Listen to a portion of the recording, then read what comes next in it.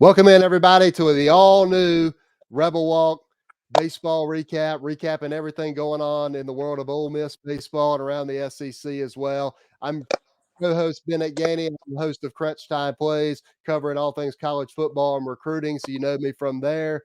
And very excited that Evie Van Pelt and the Rebel Walk have given me this opportunity to be able to talk a little baseball as well, alongside Chris Muller, who's outstanding talking Ole Miss baseball as well. And Chris, hope you're doing well, brother. And we're just gonna dive in, talk about the weekend, and we're gonna do this every week throughout the SEC season and throughout the postseason as well. So very excited to get on here and talk a little baseball with you, brother.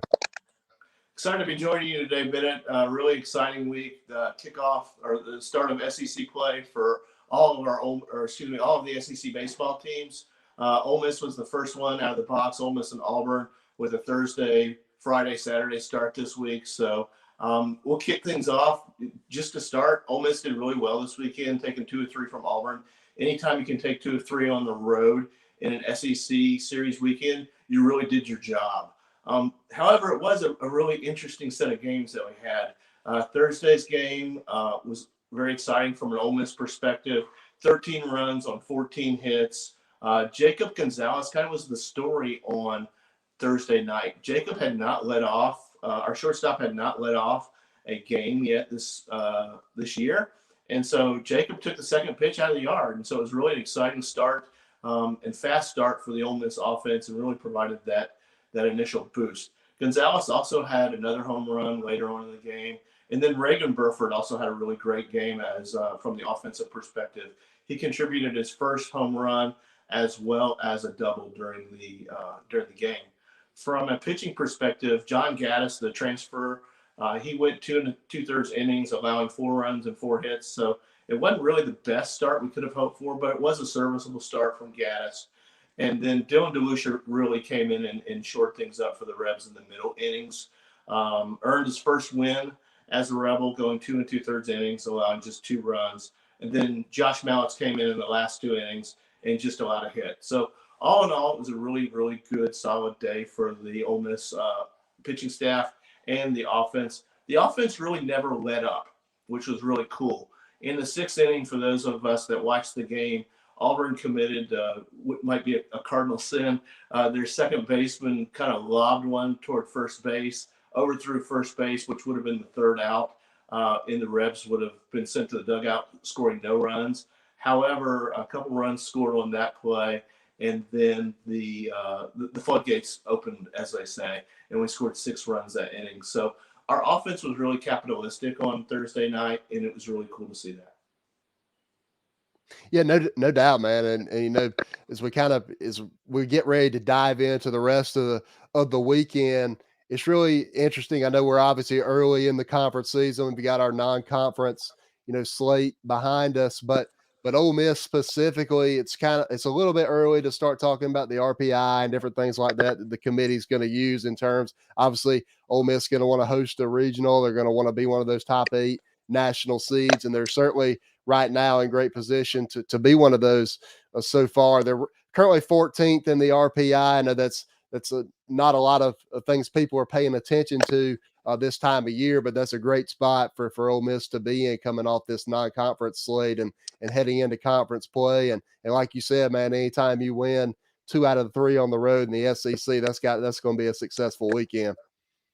Absolutely. And, we've got our targets on our back from an Ole Miss perspective.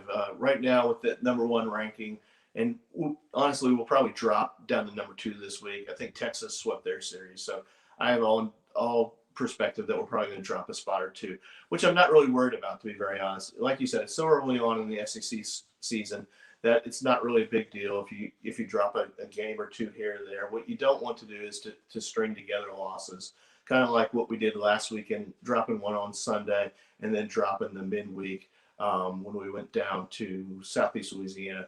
We kind of want to avoid those back-to-back losses. So let's go into Friday. And Friday's story was, it wasn't really good from an Ole Miss perspective. I'll just be very honest. Coach Bianco said it was a bad day for Ole Miss. He even called it miserable, was kind of his quote in yesterday's press conference.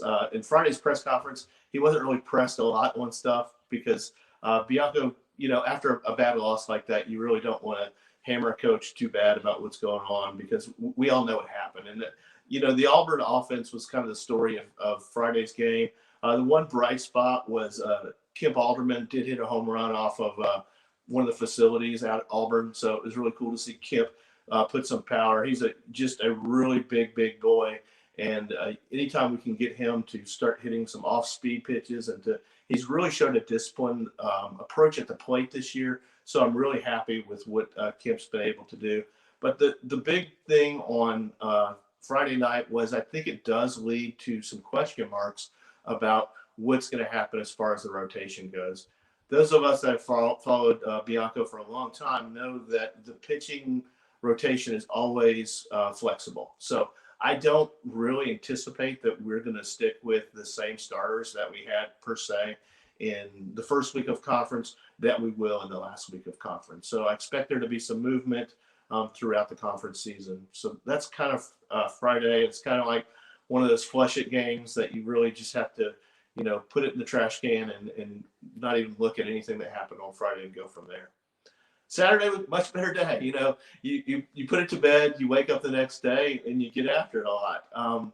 Hunted the fastball was what Kip Alderman said in post game on Saturday. So Kip got after another pitch on Saturday, as well as a number of other people did. Tim Elko, for those of us that again watched the game, hit one over the green monster at Auburn, so that was really cool to see.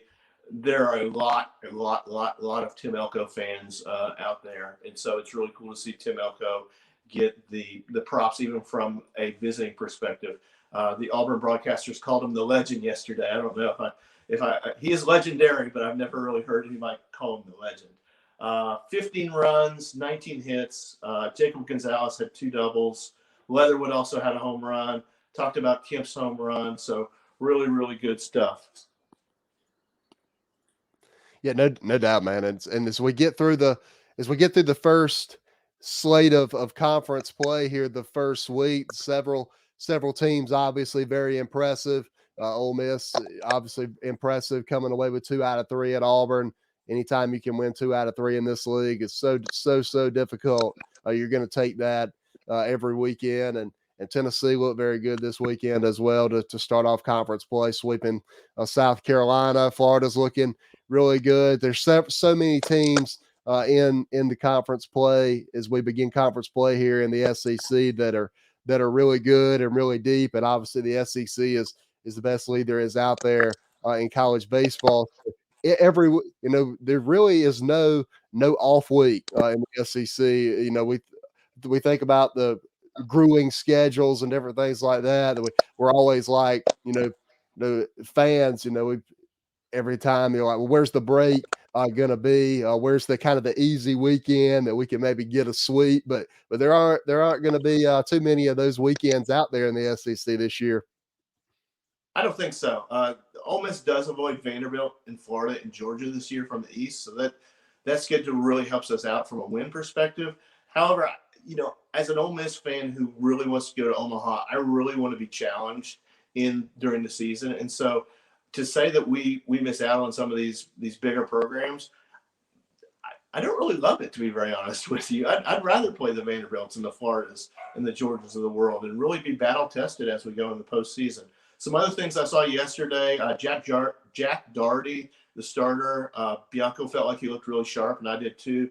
He took his first win of the year. And then Hunter Elliott, freshman out of Tupelo, Mississippi, threw three innings of shutout baseball. And I really expect him to be a big part of the pitching staff this year. I don't know exactly where it's going to be, whether it's going to be in relief, possibly in a starting role, but I really expect him to be in a huge role for us kind of toward the back end of the year as he gets his freshman legs underneath him. TJ McCants got pulled early in the game yesterday, tweaked his hamstring, Bianco said, possible dehydration, but it seems like he's feeling better. Sapp and Tolley had really big hits for McCants when they got in. And then something really cool stat that I pulled out myself. So the top 5 in the lineup, Jacob Gonzalez, Peyton Chatnier, TJ McCants, Tim Elko, and Justin Bench were combined 25 for 60 over the course of the first 3 games in SEC play. You equate that out to a batting average, and that's 417. If those 3 guys can combine hit 417 in SEC play, it's going to be really, really good for Ole Miss. Yeah, there's no doubt about that, man. Anytime you can hit above, 300 in the SEC, that's going to be incredible, and it's going to lead to a lot of wins for your team. And kind of looking ahead to the week coming ahead, as I know we'll recap the Tennessee series next week, but just kind of looking ahead to the midweek and looking ahead to next weekend. Obviously, Ole Miss goes to Memphis on Tuesday, and then they host Memphis on Wednesday, and then they host Tennessee in Oxford next weekend, which honestly, I don't know about you, but to me, Tennessee is really, really playing like the best team in the country right now. Got an up close and personal look at them this weekend, obviously being here in the state of South Carolina, getting swept by Tennessee this weekend. So got a very good look at the Volunteers over the weekend. Certainly look like one of the best teams, if not the best team in the country right now. So just kind of look ahead to the week that will be for Ole Miss, and just kind of what your thoughts are about the week ahead, what you're looking forward to.